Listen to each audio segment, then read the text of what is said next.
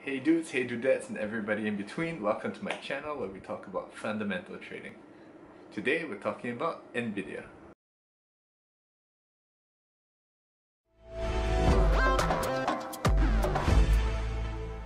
I'm starting this new series called my Grandma Rating series, and this is how likely am I on a scale of 1 to 5 to recommend this thesis, this idea to my grandmother.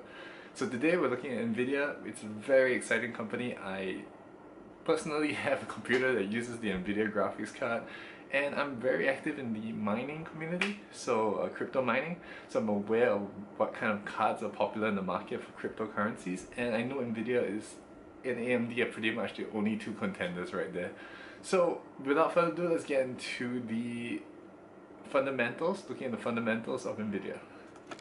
Okay guys, so I'm going to start with the EToro Wall, which is where all the members of the eToro community kind of communicate why they are into the certain stocks and their reasons for being in. And it's kind of interesting because I noticed that everybody is positive based on a few factors. Okay, one, they have positive free cash flow. This is also data from SeekingAlpha and stuff like that, and this is also my own research. It's high growth, it's interesting prospects, and everybody's into the driverless cars, the AI that they are gonna roll out, their stable gaming business, which is their new cards like the founders card, and of course crypto mining. So all these play into the fundamentals of the stock themselves, like how it affects revenue, and of course the prospects of the company. Okay, so we start off with the chart.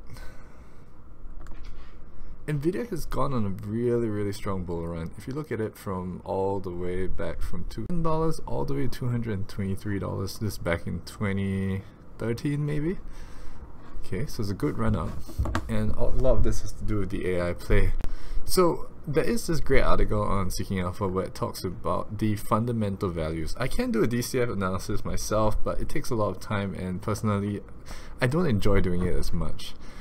Based on his discounted cash flow model, he has this assumption of analysts that have come out, and this is their estimates of what they expect, or what they expect the company to grow at, and this is the discounted cash flow model. I'll put a link of this in the description below.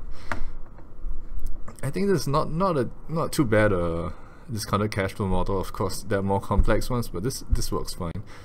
So he's saying that the fair price range is 147 to 155.8, and of course he's looking at the sales growth of about 37% to about 20% in the future.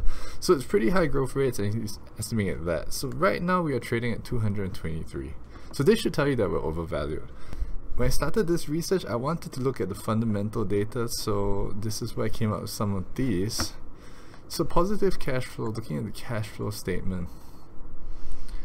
Okay, if you don't know what all these are, it's okay. You can I'll explain some of the terms as we go through it, but they're great YouTube videos. I may do some on my own at a future date. I'm just looking at the applications of it. Okay, so future cash flows just means like how much cash the company generates every year. This includes the sales, just regular sales, which is from operating activities. Investing activities can be things like if they bought another company, and financing activities, that really just specifically refers to loans, and you can see here dividend payments. Okay, so overall, over the annual, I prefer annuals, they generally produce positive cash flow, which is great. It's great to see positive cash flow in this kind of economy. It means you're generating more cash than you're expending and not using debt to do it, so your organic growth of business is really good. So I like this. It last not profitable in 2015. Financing has been coming down. It's also because of this low interest rate environment, but then again we've had low interest rates since 2012, so cash flow looks pretty good. So the cash, they're holding a lot of cash. Look at that. It's 200 and so 6798, and their liabilities is like this. Okay, so they have more cash than they do have liabilities. So this means that the company is what we call net cash, meaning that if they took all their cash and they paid all their debt immediately, they would still have excess cash, which is great, which is very good.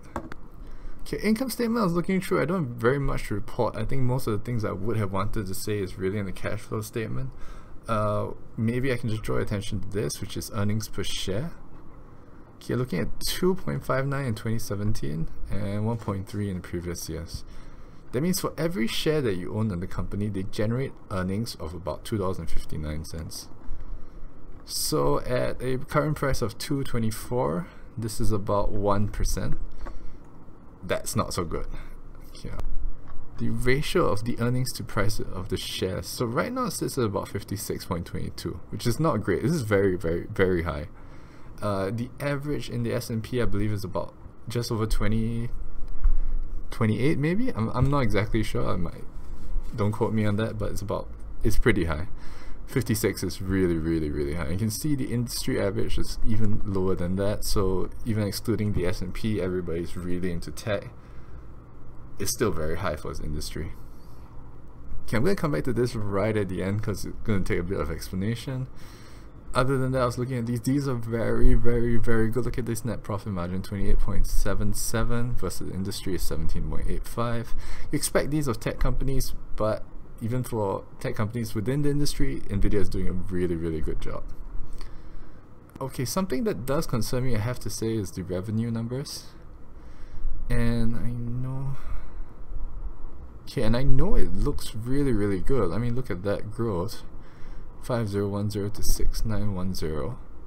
Okay, but the fact is they were making a lot of money from the graphics cards, which are cryptocurrency graphics cards, which I believe would be classified under here. I can't imagine them being classified under here.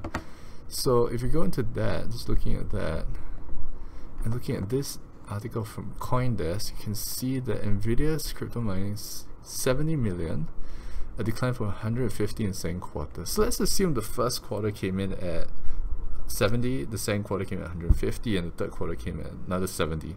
That's a total of $390 million. If $390 million, looking at this growth, $700 million, 390 is taken up by the cryptocurrency mining boom, if you like. That's quite a large chunk of it. Now, I am a little bit more involved in the mining space, so I understand a little bit more.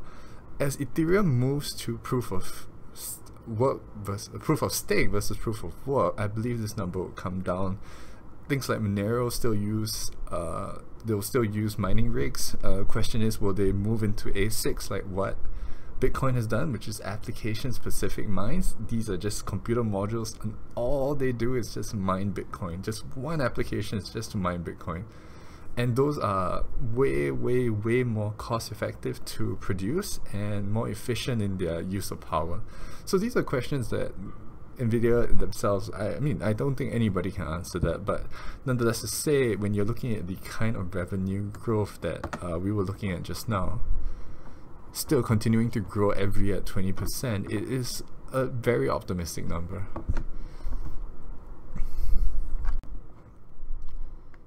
Okay, one more thing I wanted to look at is this is a great tool that they have on eToro, which is the research. So if any of you are not on eToro, this is a great tool just to look at stocks. Okay, first of all, they give the analyst rating and how much most people assume where it's gonna go, and they also give this, which is what I kind of want to see more of, this insider transactions.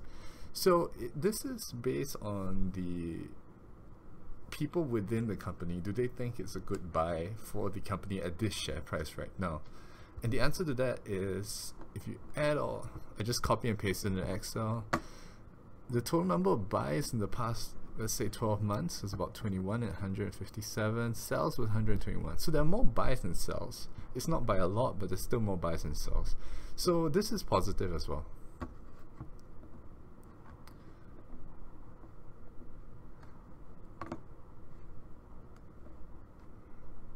So overall, what's my rating on Nvidia? I'm gonna have to give it maybe a 2 out of 5. And the reason for that is I like the company as a whole. I think its future prospects are very, very good, but it is fairly, really, really expensive.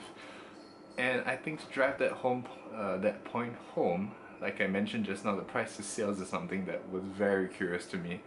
And I'm going to hand this off to Jesse Felder, who was on the Investors podcast. Just listen to what he has to say. And at the end of this, I hope that this video is at least informative to you on how I would look at the stock.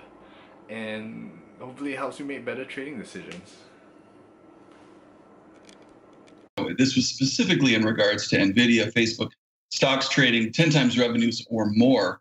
Back in 2001, kind of late 2001, I think, Scott McNealy gave an interview to Bloomberg, and this was after his stock had, just gotten crushed. And he was talking about the valuation of Sun Micro at the peak of the dot-com mania. And I got to read you this quote because it's perfect for what we're seeing today. It says that 10 times revenues to give you a 10-year payback, I have to pay you 100% of revenues for 10 straight years in dividends. That assumes I can get that past my shareholders. That assumes I have zero cost of goods sold, which is very hard for a computer company. That assumes I have zero expenses, which is really hard with 39,000 employees. That assumes I pay no taxes, which is very hard. And that assumes that you pay no taxes on your dividends, which is kind of illegal. And that also assumes with zero R&D for the next 10 years, I can maintain the current revenue run rate. Now, having done that, would any of you like to buy my stock at $64 a share? Do you realize how ridiculous those basic assumptions are? You don't need any transparency. You don't need any footnotes. What were you thinking? Yeah. End quote. And so that's the Nvidia today. That's Netflix today. It's Facebook today. All these companies